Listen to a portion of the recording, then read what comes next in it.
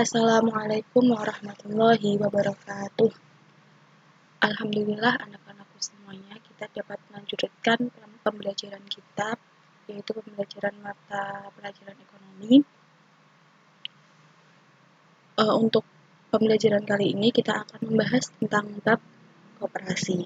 Nah, sebelum saya menjelaskan tentang pengertian koperasi, saya terlebih dahulu akan memperlihatkan tentang konsep atau gambaran tentang apa saja sih yang akan kita pelajari di dalam bab koperasi ini. Langsung saja ke slide di peta konsepnya. Nah, yang pertama ada pengertian koperasi. Yang kedua ada prinsip koperasi. 3. Fungsi dan peran koperasi. Yang keempat manfaat koperasi. Yang kelima jenis-jenis koperasi. Dan yang terakhir adalah prosedur pendirian dan pembubaran koperasi.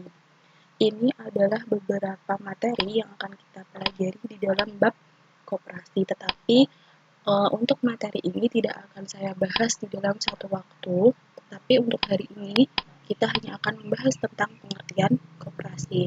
Kita langsung saja klik di pengertian koperasi. Nah, pengertian koperasi itu ditinjau melalui dua. Yang pertama yaitu ditinjau dari segi bahasa, yang kedua istilah. Untuk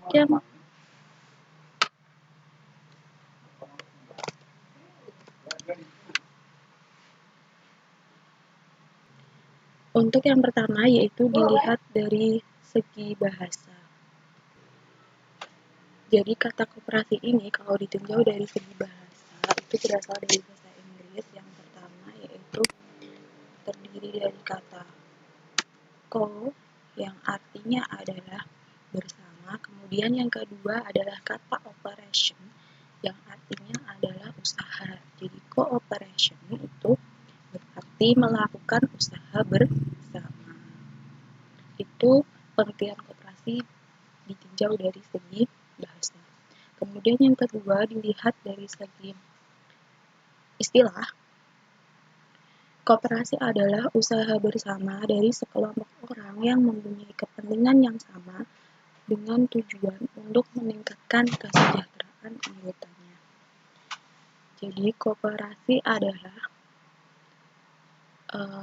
dia merupakan suatu usaha, dan yang mendirikan itu nggak cuma satu atau dua orang, tetapi sekelompok orang yang tentunya dia itu memiliki kepentingan yang sama dengan tujuan yaitu tadi mensejahterakan anggotanya, bukan untuk semata-mata mensejahterakan pengurusnya saja. Ya, itulah pengertian koperasi berdasarkan istilah. Kemudian kita lanjutkan yaitu ini asal muasal dari koperasi sebenarnya dulu itu dibahas di dalam Undang-Undang Dasar tahun 45 pasal 33 tentang perekonomian Indonesia. Kemudian diturunkan ke UU nomor 25 tahun 92 tentang perkoperasian. Nah, di dalam undang-undang ini juga tertuang pengertian koperasi. Mari kita lihat apa sih koperasi menurut UU nomor 25 tahun 92.